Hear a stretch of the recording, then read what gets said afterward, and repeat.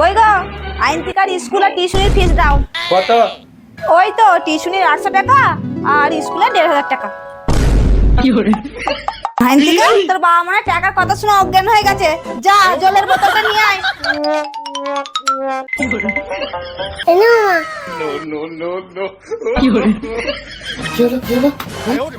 দাঁড়াও দাঁড়াও, তেমন কিছু হয়নি, তুমি টিউশনির আর স্কুলের ফিস শুনে অজ্ঞান হয়ে গেছিলে। কেন? আমরা যখন স্কুলে যেতাম এত টাকা তো থাকে না। এটা দেশ নয়, তুমি বিদেশে আছো মনে করে। ওর থেকে তো আমাদের দেশই ভালো। খাওয়া ফ্রি, বড় হলে সাইকেল দিচ্ছে, আবার 18 বছর হয়ে গেলে কন্যাশ্রী, বিয়ের সময় রূপশ্রী, কত কি সুবিধা আছে আমার আইনতিকার। ওর থেকে বড় তোমরা সবাই দেশে চলে যাও। তুমি বিয়ে করেছিল আমাকে দেশে রেখে আসার জন্য? ওটা হবে না, তুমি যেখানে থাকবে আমরাও সেখানে থাকবো।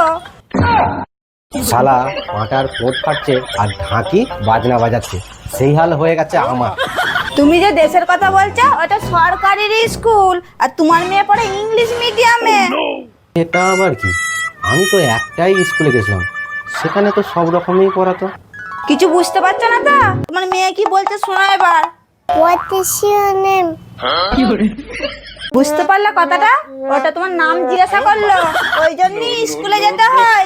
তুমি তো সারাদিন নদীতে মাছই ধরে যেতে, তোমার মা আমায় বলেছে। তোমাকে আর অত কিছু বুঝাতে পারবো না, দাও টাকাটা দাও। একটু কম করতে বলো না, একটু কম করতে বলো।